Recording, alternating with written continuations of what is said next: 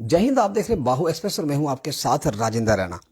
सेना के जवान -40 डिग्री टेम्परेचर के ऊपर पूरी रात अपनी रातों की नींद को त्याग कर हमें चैन की नींद देते हैं। और अगर सेना के अधिकारी हों, अर्धसैनिक बलों के जवान हों, अगर उनसे ही रिश्वत मांगी जाए तो उस देश के अंदर विकास किस प्रकार से हो सकता है, उस देश का भला कैसे हो सकता है, इस बात का आप अंदाजा लगा सकते हैं।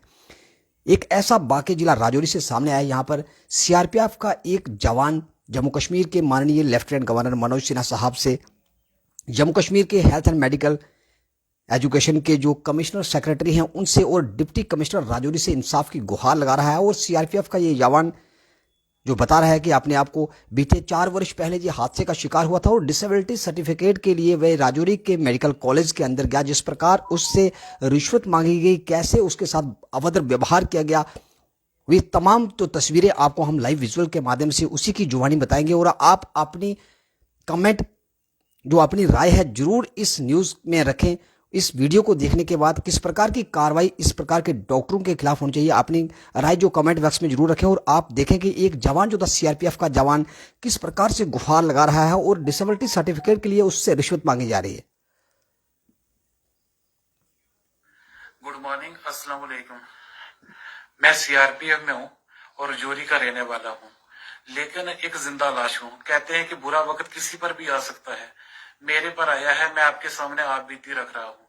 एक्चुअली मेरा जम्मू में ड्यूटी के दौरान मेरा एक्सीडेंट हुआ, फिर जम्मू जीएमसी में मुझे भर्ती करवाया गया।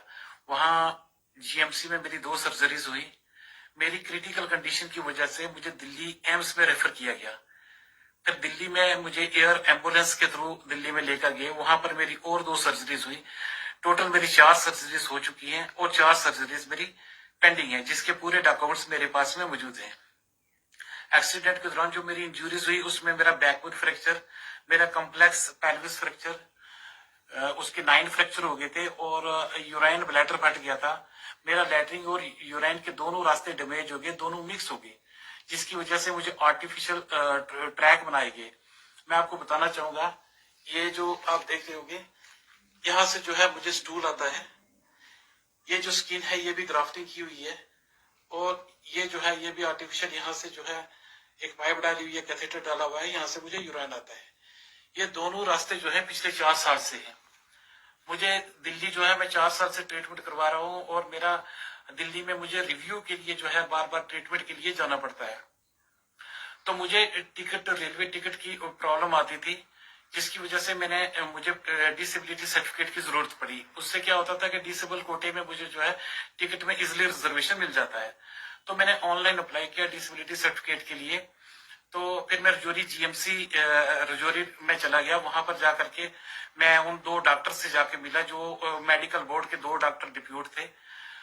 डॉक्टर जो जाकिर हुसैन सर्जन है, उनसे जाकर मैं मिला। उन्होंने जो डॉक्टर अख्तर मिर्जा हैं आर्थो के, उनको भी अपनी ओपीडी में बुलाया।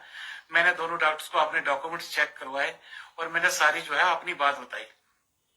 मुझे सबसे पहले इन डॉक्टर थ्रू ये बात पूछी गई कि क्या आपको जो है, आप क्या प्रोफेशन क्या आपका। मैंने बताया कि मैं सीआरपीएफ में हूँ। तो फिर इन्होंने कहा कि क्या आपको जो है इस पीरियड की जो है सैलरी मिल रही है, जो 3-4 साल से आपका ट्रीटमेंट चल रहा है। मैंने कहा हाँ सर मिल रही है। तो डॉक्टर ने बताया कि ठीक है, आपका डिसेबिलिटी जो है सर्टिफिकेट बन जाएगा, आप 2 दिन के बाद आना। मैं 2 दिन के बाद चला गया। तो फिर 2 दिन के बाद जाने के बाद फिर मुझे बताया कि आप 2 दिन और रुक जाओ, 2 दिन के बाद आना। तो ऐसे ही 2 दिन 3 दिन ऐसे ही डॉक्टर जो है मेरे साथ में करते रहे। मैं डेली सुबह एक पेन किलर का इंजेक्शन लेता, 2 बंदे मुझे कैरी करके लेके जाते और फिर वहां पर जाकर के मैं ओपीडी में इनके पास खड़ा रहता और मुझे डेट पर डेट मिलती। मुझे 1 महीना कंटिन्यू जो है जो लटकाते रहे और मुझे समझ में एक्चुअली नहीं आ रहा था कि एक्चुअली रीजन क्या है, मुझे क्यों बार बार बुला रहे हैं, मुझे डेट पर डेट मिल रही है, आखिर रीजन क्या है। फाइनली डॉक्टर ने मुझे बताया कि आप जो है 20-20 हजार रुपया पेमेंट करो तो हम आपको डिसेबिलिटी जो है सर्टिफिकेट दे देंगे। तो मैं मजबूर था, परेशान था। मैंने क्या किया कि मैंने 8,000 रुपया कैसे भी करके अरेंज किया। मेरे पास में पैसे नहीं थे क्योंकि मेरा दिल्ली ट्रीटमेंट चल रहा है और बहुत खर्चा होता है। मैंने 8,000 रुपये जो अरेंज करके इन्होंने दिया। मैंने कम पैसे दिए, इनकी डिमांड के मुताबिक नहीं दे पाया, इसलिए इन्होंने जो है मेरी परसेंटेज जो थी डिसेबिलिटी की वो बहुत कम कर दी। मैंने दोबारा अप्रोच किया कि डॉक्टर साहब आपने तो मुझे बहुत कम दी है, मुझे फिजिकली चेक करो। मुझे एक्चुअली फिजिकली बिल्कुल चेक नहीं किया और मैं जो MRI सीटी स्कैन के जो 3D सीटी स्कैन थे वो मैं इनको दिखाने लगा, तो इन्होंने बिल्कुल भी वो चीज नहीं देखी। फिर मैंने आप मजबूरी में 8,000 रुपये और पेड किया। फिर इन्होंने जो है मेरी डिसेबिलिटी जो कम परसेंटेज दी थी उसकी बढ़ा करके दोबारा इन्होंने लिखी, फिर उन्होंने मुझे ज्यादा दी। तो ये इनके हाथ का लिखा हुआ जो है, इनके खुद के हैंड राइटिंग, इनके दोनों पेपर जिसमें कम दी हुई है और जिनमें ज्यादा दी हुई है मेरे पास में मौजूद है। मेरा जो है मेरी डिसेबिलिटी सर्टिफिकेट तो बन चुका है, लेकिन इन डॉक्टरों ने जो मेरे साथ में किया वो बहुत गलत किया। मुझे 1 महीना कंटिन्यू पैसे की वजह से मुझे चक्कर कटवाए। और जो है ये मेरा कहने का मतलब ये है कि ये लोग ऐसा क्यों कर रहे हैं। ऐसे अगर डॉक्टर ऐसे करेंगे तो फिर कैसे चलेगा। मैं क्या सकता था, मैं कहाँ कंप्लेंट करता, मैं किसी ऑफिस में जा नहीं सकता, मैं ना खुद उठ सकता हूँ ना मैं खुद लेट सकता हूँ। मैंने ऑनलाइन जितना भी मुझसे हुआ, जितने भी ग्रेवेंस सेल थे सब जगह में मैंने कंप्लेंट की। मैंने जितने भी सारे आला ऑफिसर्स थे, जितने भी हेल्थ से रिलेटेड थे, मैंने हर जगह में जो है इनके बारे में मैंने कंप्लेंट की है। इसलिए मेरा माननीय LG साहब से, additional chief secretary health and medical education department J&K, director Jammu health services और anti corruption bureau, director anti corruption bureau Jammu, और अपने रजौरी डिप्टी कमिश्नर साहब, आप सबसे मेरी रिक्वेस्ट है इन दोनों डॉक्टर पर लीगल एक्शन लिया जाए। ये एक विकलांग, एक अपाहिज आदमी जो 4 साल से बेड लगा हुआ, जो 4 साल से बाथरूम नहीं गया है, उससे पैसा लेने से जो है बाज नहीं आ रहे हैं, उससे भी जो रिश्वत ले रहे हैं। और जिसका केस जेन्युइन होता है उसको जो है डिसेबिलिटी सर्टिफिकेट नहीं मिलता है, और जो लोग इनको पैसा देते हैं उनको ये फेक डिसेबिलिटी जो है इशू करते हैं, और लोग इसका अनड्यू जो है बेनिफिट्स उठा रहे हैं। मैं ये भी यहाँ पर बताना चाहूंगा कि ये दोनों डॉक्टर्स रजौरी के लोकल हैं। इन्होंने सरकारी हॉस्पिटल को जो है अपना एक प्राइवेट क्लिनिक समझ के रखा हुआ है। इनके अंदर से जो है जमीर मर चुके हैं। क्या इन ऐसे कल्प्रिट्स के लिए कोई ट्रांसफर पॉलिसी भी नहीं है?